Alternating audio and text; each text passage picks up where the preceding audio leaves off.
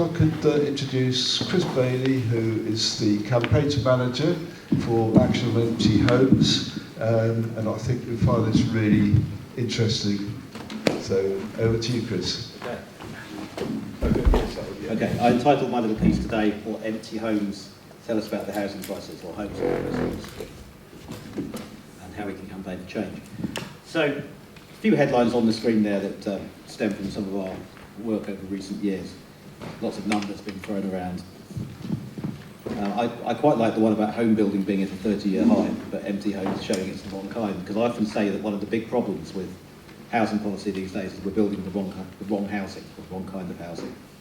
We're building far too many properties that are aimed at a higher income, or what some people sometimes call the luxury end of the market, and we are not building, obviously, enough social and genuinely affordable housing. Now, that might seem like a rather obvious thing to say, but I probably should tell you how our work in empty homes kind of conjuncts with this, if you like, or how we came across it.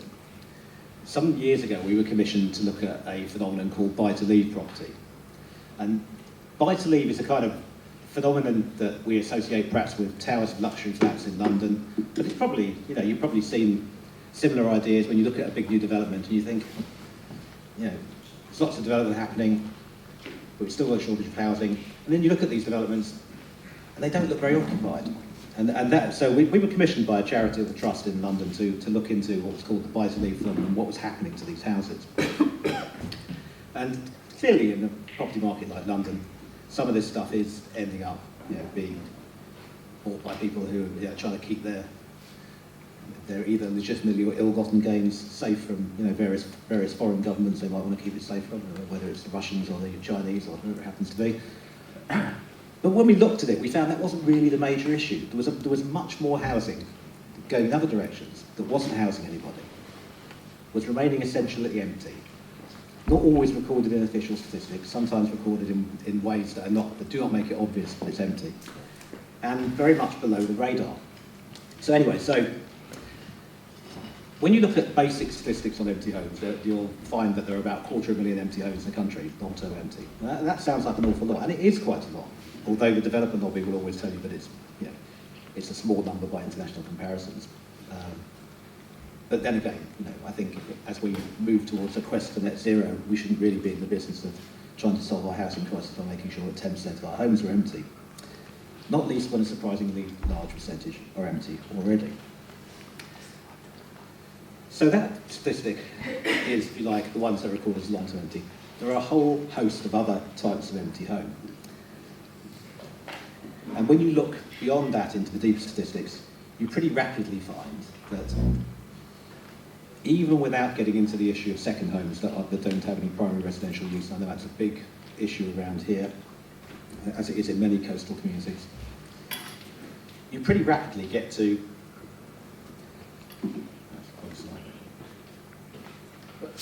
thank you. You pretty rapidly get to 653,000 homes no one's living in.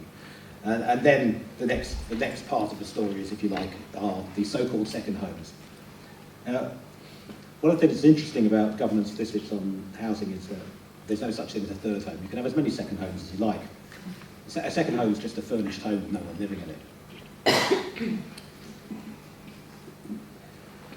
And looking into this kind of area of second homes, we started increasingly to look at the different ways in which people can make money from housing without actually having any residence. And obviously one of the most significant of these, which is probably, I'm sure, very significant in Brighton and Hove, is through rental on the short lets market, through Airbnbs.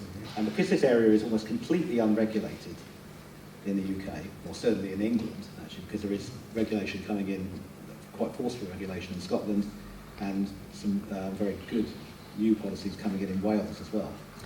But certainly in England, it's completely unregulated. And it's essentially, it's a very easy way of making quite significant amounts of money from homes, as they're called, that don't house anyone.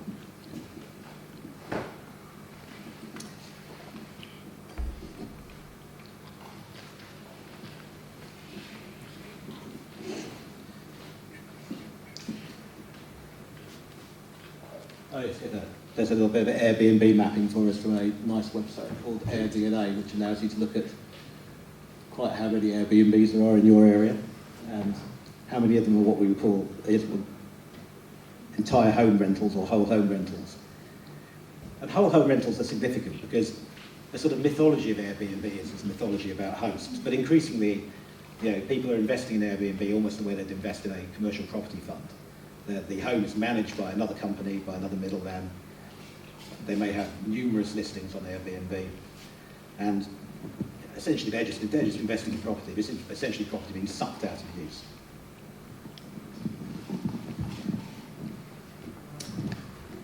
So this was, as I say, how we kind of got into looking more and more at Airbnb, and obviously since then we've been involved in a number of sort of national coalitions on work to push for Airbnb, and we've been working with MPs and select committees and all kinds of stuff like that.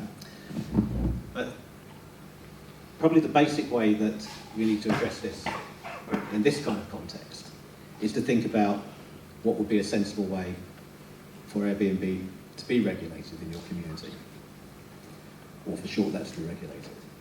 And there are lots of very valid approaches around the world.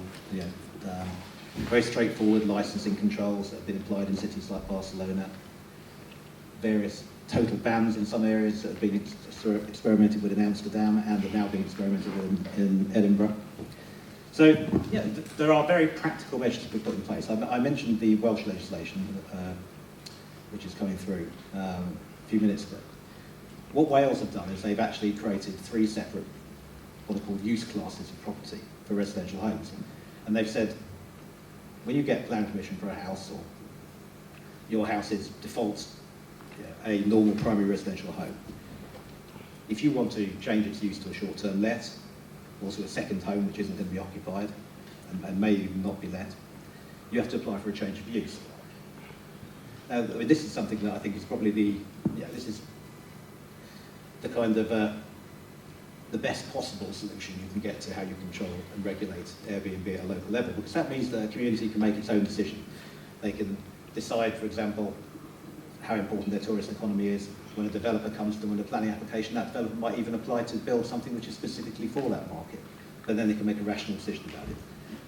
The problem that we have at the moment is that there are lots and lots of uses of our housing over which we have no democratic control.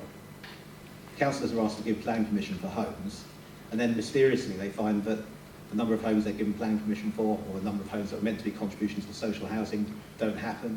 They find that even the normal market sale homes, as they're referred to, don't end up being sold on the open market. It's quite common for 20% of the development to be sold off plan into an international market before the houses are actually built or the flats are actually built.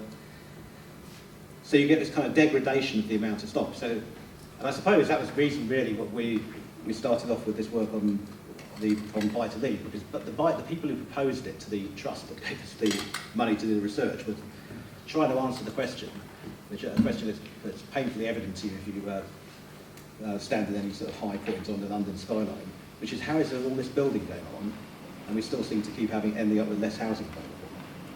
And the answer is because so much of it isn't ending up as housing.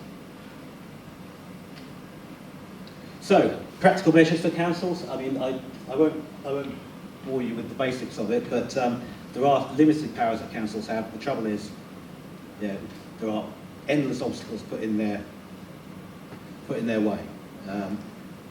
When the supposedly very powerful empty dwelling management order legislation was brought in, something that was drafted by the last Labour government, incidentally, and brought in by the subsequent coalition Lib Dem government, it was immediately eviscerated.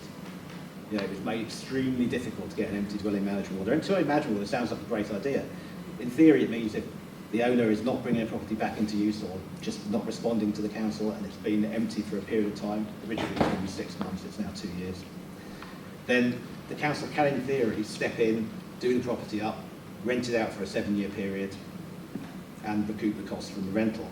And anything left over would be given at the end of the period to the owner, unless the dwelling order is renewed. So, in theory, they seem a very sensible piece of legislation. In practice, there are maybe 100 or a couple of hundred of them granted every year. Some years it's less than that. Because that Conservative Liberal coalition that brought it in immediately, as I say, eviscerated that piece of legislation, put all kinds of obstacles in their way, the most obvious one being that the council had to prove to a property tribunal that the house was causing antisocial behaviour and criminal activity. So if it was a well looked after empty home, just locked up as someone's investment, couldn't do a thing about it.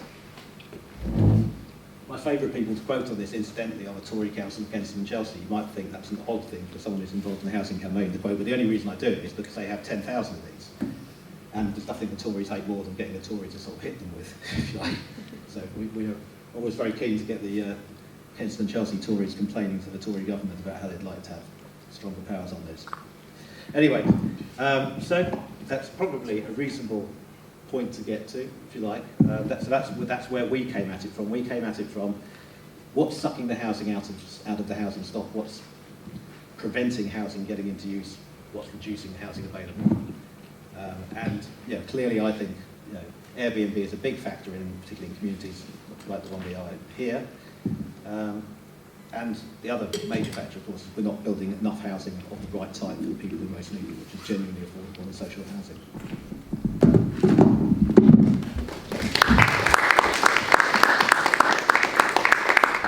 Thank you very much, Chris. And I think we all agree that to